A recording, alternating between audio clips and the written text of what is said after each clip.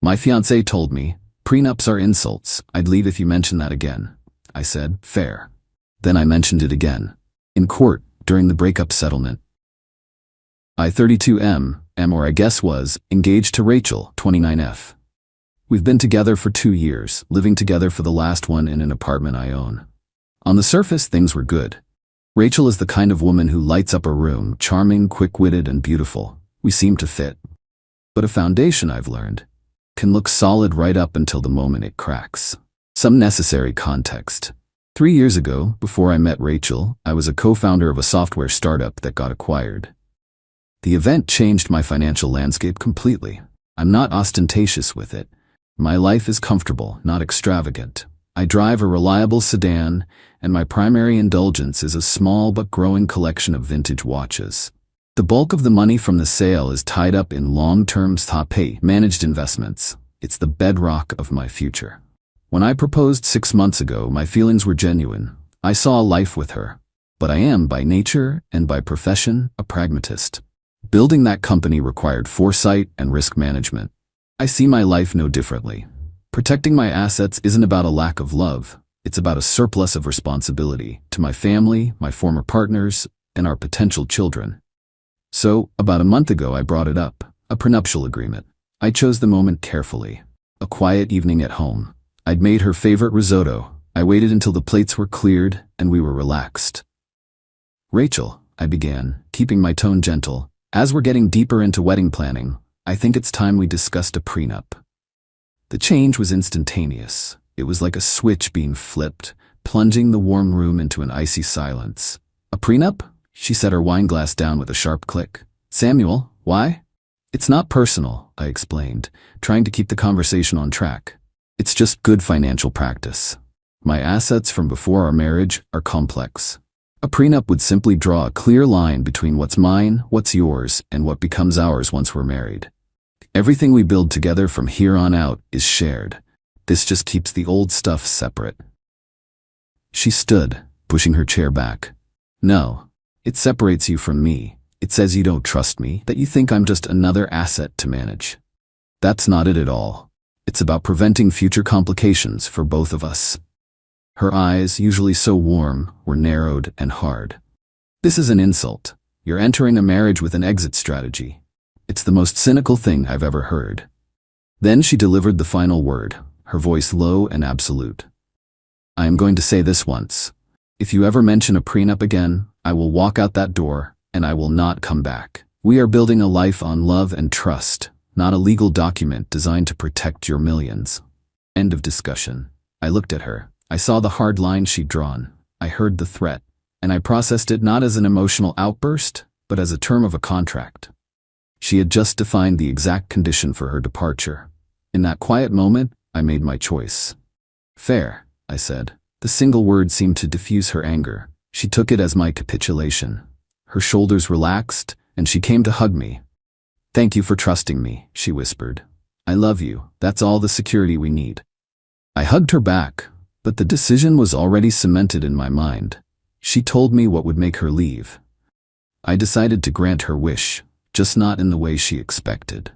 I haven't mentioned the prenup since. The wedding planning has continued, and her parents, Gregory and Catherine, have become increasingly involved. Their talk peppered with casual mentions of my finances.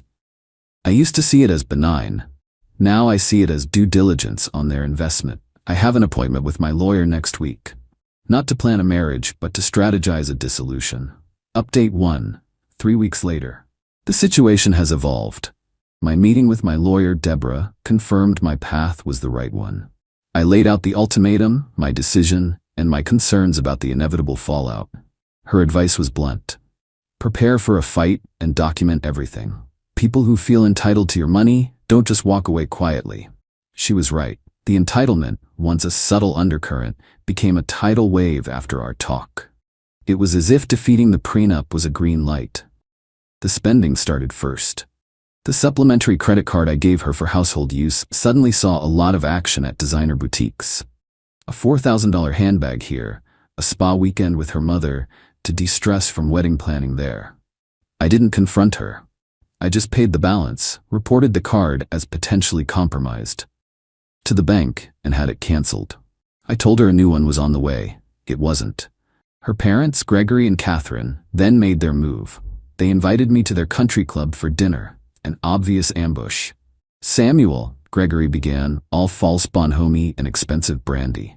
Catherine and I have been looking at some properties for you two, a marvelous place in the estate section of town, perfect for raising a family. He slid a glossy real estate brochure across the table. The asking price was audacious. It's a beautiful house, but we're a long way from that, I said politely. Catherine's laugh was like ice cubes clinking in a glass. Don't be so modest, Samuel. You have to put that money to work. It's an investment in the family, our family. The possessiveness was suffocating. They weren't just joining my family, they were staging a takeover. The true breaking point, however, was the watch. For my 30th birthday, my grandfather gave me his 1968 Patek Philippe Calatrava. It's my most meaningful possession, an artifact of my family's history. Rachel adored it. Last year, I let her wear it to a gala. A few weeks ago, she asked to borrow it for a charity function. I agreed. She never returned it to my watch box. 2 days ago, I made the request. Hey, I need my grandfather's watch back. I want to take it in for a service. She was at her vanity, applying lipstick. She met my eyes in the mirror, a little smirk playing on her lips. Don't be silly. It looks better on me. Just think of it as mine now. Part of the package.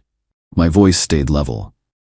Rachel, it's not a fashion accessory. It's a family heirloom. It's not a gift. I need it back. She turned around fully, her expression hardening. Samuel, stop with the yours and mine thinking. What's yours is mine. That's marriage. It's ours now, and it's staying with me.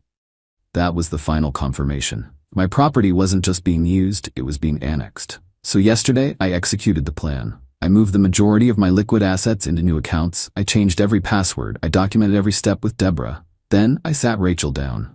Rachel, I said, my voice calm and final. This isn't working. The engagement is over. Her face cycled through shock, disbelief, and then a cold, calculating fury. You're breaking up with me? Because of the prenup? After we agreed? You gave me an ultimatum, I replied evenly. You set the terms for your exit. I'm just respecting your wishes. She went from furious to glacial in a second. You have no idea what you've just done, Samuel. You will regret this. She immediately called her father. I could hear his enraged, muffled voice from across the room. She packed an overnight bag, mostly with things I'd bought her, and left. This morning, the first email from her lawyer arrived. He's a senior partner at a firm known for turning divorces into blood sport. They're coming, but they're going to find out that while I'm a quiet man, I am not a weak one. And the first item on my lawyer's agenda is a formal demand for the return of my watch. Update 2. 1 month later. It's been a month of strategic warfare. The Vaughn's opening salvo was a demand letter that was a masterclass in audacious fiction. Their lawyer, a shark named Mr. Patrick, isn't stupid. His strategy isn't based on easily disproven lies, but on twisting facts and leveraging the threat of a long, public, and expensive fight. They aren't claiming half my net worth. They're smarter than that. They're demanding a significant settlement in recognition of Rachel's sacrifices and contributions to the marital partnership. This includes career sacrifice, claiming she put her event planning career on the back burner to support my demanding lifestyle and social obligations. Equitable interest in the home, arguing that for the year she lived in my apartment, her unpaid labor as a household manager and decorator created equitable interest for which she should be bought out to the tune of $250,000. Facilitating business. This was their big play. They claim a specific, successful angel investment I made was the direct result of a dinner party Rachel hosted, where she, astutely and purposefully, introduced me to a key investor. They aren't saying she had the idea, but that she created the opportunity. Lifestyle maintenance and emotional distress. A lump sum of $1.5 million to allow her to maintain the lifestyle she has become accustomed to, and for the emotional trauma of a broken promise. And of course, the Patek Philippe is listed as a gift, symbolizing the promise of marriage, and is therefore her property. The smear campaign began subtly.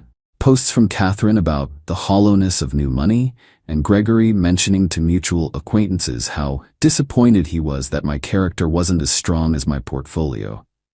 This has been stressful, I won't lie. There was a night last week where I was up until 3 a.m. staring at the ceiling, feeling the weight of it all. It felt like an attack on all fronts. For a fleeting moment, I understood why people settle. The thought of just writing a check to make it all go away was tempting. It felt like my life had been turned into a hostile takeover bid. I called Deborah the next day, feeling defeated. Maybe we should just make them an offer, I said. Let me ask you something, Samuel, she said, her voice firm. The investment they're talking about, the dinner party. What's the real story? The dinner happened, I admitted.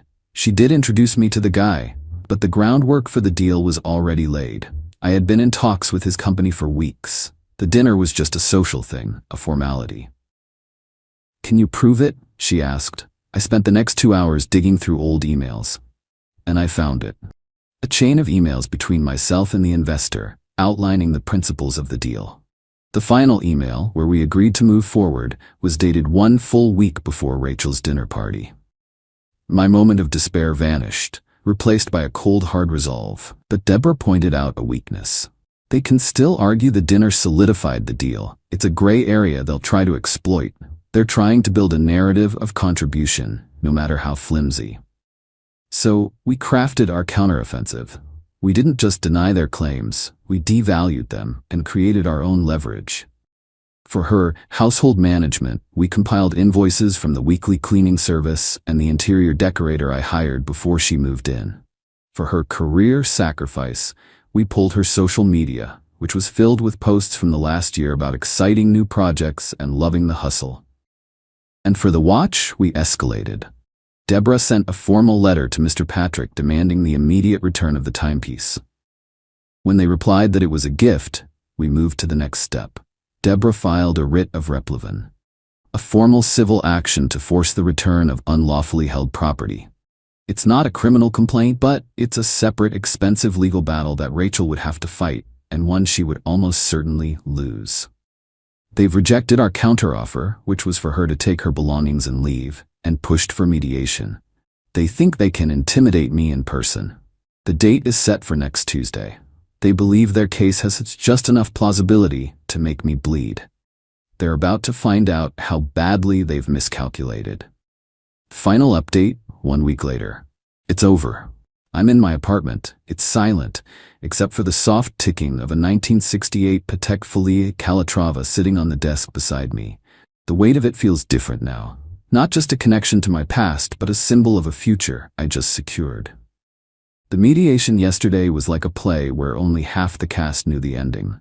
We were in a sterile conference room, me and Deborah on one side, Rachel, her parents, and their lawyer, Mr. Patrick, on the other. Rachel wore an outfit that probably cost more than my first car, a costume of wronged luxury. Gregory sat like a bulldog, all simmering rage.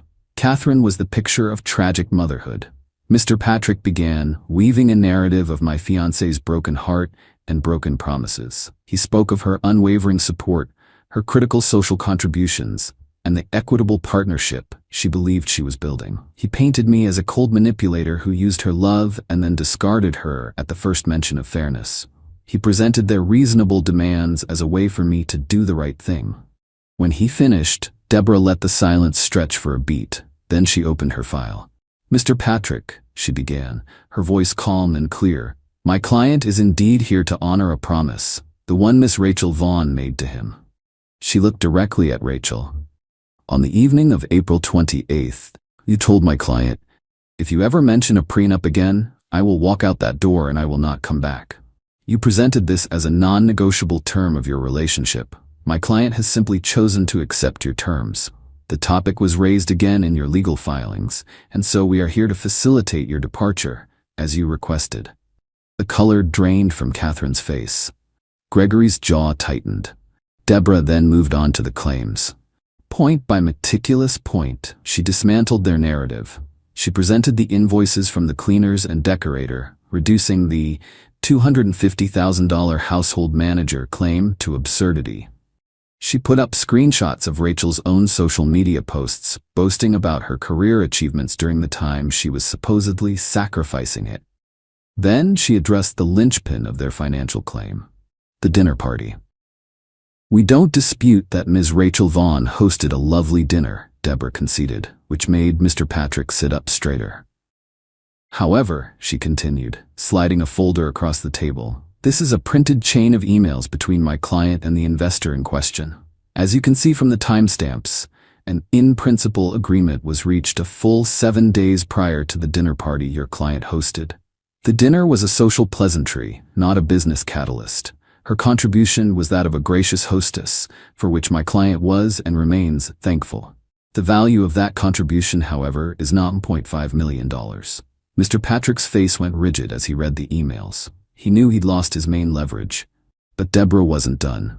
She saved the watch for last. Finally, there is the matter of the Patek Philippe, she said.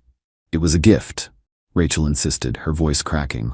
We disagree, Deborah said flatly. She then slid another document across the table. It wasn't a police report. It was something far more effective. This, she said, is a filed copy of the writ of replevin we initiated to secure the return of my client's property. It is now a formal court matter. As you know, Mr. Patrick, ignoring a court order to return property can result in charges of civil contempt. But it gets more complicated. She leaned forward slightly. My client's assets, including this specific watch, are covered by a high-value insurance policy. The policy requires him to cooperate fully in the recovery of any lost or stolen items. By filing this writ, we have fulfilled our obligation. If your client refuses to comply with the court order, we will proceed with an insurance claim. And then, the insurer's legal department, with their essentially unlimited resources, will exercise their right of subrogation. They will come after Ms. Rachel Vaughn, not just for the value of the watch, but for all associated legal fees. I can assure you, their lawyers are much more aggressive and much less pleasant to deal with than I am. The checkmate wasn't a threat of jail. It was the threat of financial annihilation at the hands of a corporate giant. Gregory, the supposed titan of business, understood immediately. He looked at his daughter with utter fury, not for what she did, but for how badly she had failed. He was staring at a bottomless money pit of legal fees. Mr. Patrick held up a hand. Can we have a moment? They left. The shouting that came through the door this time was not muffled. It was raw and panicked. 20 minutes later they returned, defeated. My clients withdraw all financial claims, Mr. Patrick said, his voice devoid of all its earlier bravado. Miss Rachel Vaughn will return the watch and retrieve her personal belongings by Friday. And that was it. Rachel had the watch delivered by courier this morning. She's moving her things out tomorrow. I don't feel triumphant. I just feel a profound sense of relief. The quiet in my apartment feels earned. They didn't want a marriage based on love. They wanted a merger. And when I refused to sign their contract, they tried to stage a hostile takeover. They learned today that I will always protect my investments, especially the ones that have nothing to do with money.